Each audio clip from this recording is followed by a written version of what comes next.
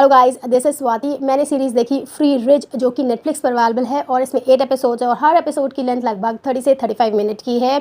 ये हिंदी डबिंग में भी अवेलेबल है, लेकिन मेरी यहाँ पर हिदायत है कि आप अगर हिंदी में ना देखें तो ज़्यादा बेटर रहेगा, क्योंकि इसमें जो डायलॉग्स है वो बहुत फास्ट है, काफ़ी विटी हैं। और जब आप उसको दूसरी लैंग्वेज में देखते हैं, क्योंकि इसकी ओरिजिनल लैंग्वेज इंग्लिश है, दूसरी लैंग्वेज में देखते हैं तो उसका एसेंस चेंज हो जाता है। वो जो फ़न है उसका, जो उसमें सरकाज़म है, जो डेप्थ है, वो ख़त्म हो जाती है। तो अगर आप देख सकते हैं तो इंग्लिश ही प्रेफर करिएगा, क्योंकि जिस तरीके से इसकी विटी राइटिंग है वो जो है कम हो जाती है। मैंने देखा है, क्रॉस चेक किया है, और मज़ा थोड़ा कम ही रह जाता है और कुछ का कुछ मतलब भी कहीं कहीं पर निकल जाता है, क्योंकि जो जोक्स डाले गए हैं वो सोचिए दूसरी लैंग्वेज में बहुत ही आड़े तिरछे लगने लगते हैं।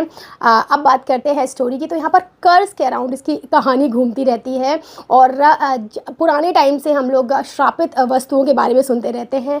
क्या वो रियली एग्जिस्ट करती हैं या हमारे दिमाग का भ्रम होता है? और ये भ्रम हमारे जीवन की तब सच्चाई बन जाता है जब हमारे पास कोई चीज़ आती है, हमने कोई चीज़ खरीदी या किसी ने हमें गिफ्ट दी है या मिल जाए किसी तरीके से, और उसके बाद एक के बाद एक हमें बैड न्यूज़ मिलने लगे, बुरी घटनाएं हमारे चारों तरफ घटने लगे, लोग बीमार पड़ने लगे, तो फिर लगने लगता है कि शायद ये कर्ज रियल है या फिर इसी तरीके की चीज़ें मन में आने लगती हैं। तो उसी को लेकर ये सीरीज़ अब बनाई गई है। सो पूरी सीरीज़ के 8 एपिसोड देखकर मेरा क्या अनुभव रहा, एक्सपीरियंस रहा, मैं आपसे शेयर करती हूँ और आप डिसाइड करेंगे कि आपको ये सीरीज़ देखनी चाहिए नहीं देखनी चाहिए।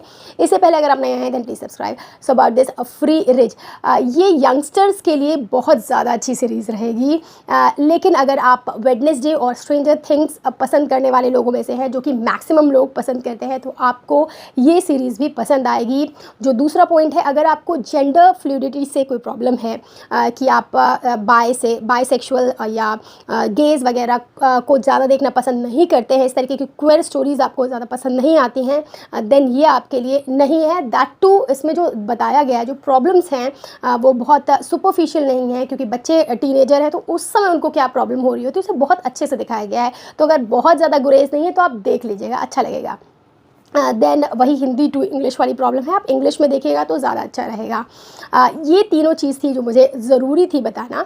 अब आगे स्टोरी की बात करते हैं। तो यहाँ पर 4 दोस्त दिखाए गए हैं, जिसमें 2 सिस्टर्स होती हैं। एक तो ग्लोरिया होती है और एक इनिस होती है। इनिस उससे छोटी होती है ग्लोरिया से, और उसके पास कोई दोस्त नहीं है, इसलिए ज़बरदस्ती वो टैग अलॉन्ग होती रहती है उससे। दैट टू वो थोड़ी सेल्फ एब्जॉर्ब्ड भी है, बस अपने ही बारे में सोचती है, इंटेलिजेंट है लेकिन सेल्फ एब्जॉर्ब्ड है।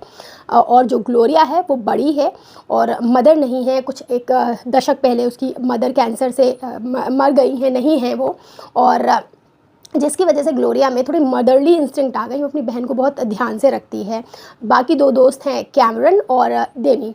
जो डेमी है वो थोड़ा मिस्टिकल चीज़ों में बिलीव करती है, टैरो रीडिंग, साइकिक रीडिंग, इन सारी चीज़ों में, जिसका जगह जगह पर पूरी सीरीज़ में यूज़ होता रहता है काफ़ी अच्छी तरीके से। जो साइकिक रीडिंग्स होती हैं, जो एपिफनी हो जाती हैं, भविष्यवाणियाँ।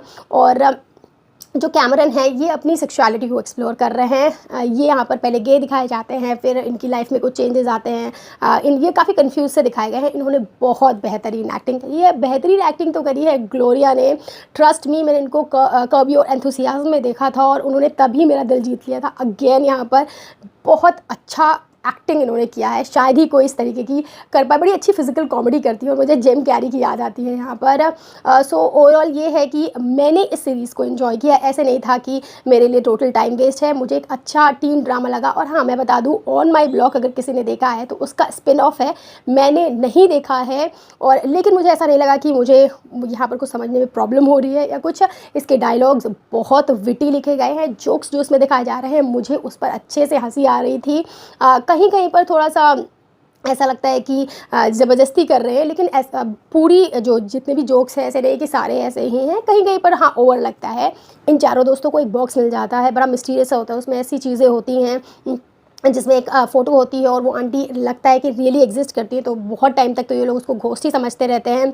उस बॉक्स को मिलने के बाद ही इनकी बहुत सारी इन्हें बैड न्यूज़ मिलने लगती हैं, इनके आपस में भी झगड़े होने लगते हैं। तो ऐसा लगता है वो बॉक्स कर्स्ड है, और उस कर्स को काटने के लिए अब यहाँ पर क्योंकि वो साइकिक चीज़ों में इंटरेस्टेड रहती हैं डेमी, तो वो अपने इंटरप्रिटेशन देती रहती हैं और फाइनली ये बहुत सारे लोगों के पास जाते हैं और इन्हें जो एंड में पता चलता है वो काफ़ी इंटरेस्टिंग है। ये सीरीज़ एंड में क्लिफ हैंगर स्तर पर है, लेकिन ऐसा नहीं है जो आपको बहुत ज़्यादा परेशान करे, अटपटा लगे। लेकिन इसके सीज़न 2 का इंतज़ार रहेगा। काफ़ी अच्छे से इन्होंने रैप अप किया है जितना भी किया है। दूसरी बात ये है जो इनका फैमिली डायनामिक्स दिखाया गया है, इनके टियो हैं, टोनियो करके, और फादर हैं, वो सब कुछ बहुत अच्छा लगेगा। बाकी जो टीनेज में प्रॉब्लम्स होती हैं बच्चों को, उन पर खुलकर बातें की गई हैं, और मुझे तो ये सीरीज़ अच्छी लगी है कहे तो। अगर आप इस तरीके की सीरीज़ देखना पसंद करते हैं then you can go for this. That's it, bye.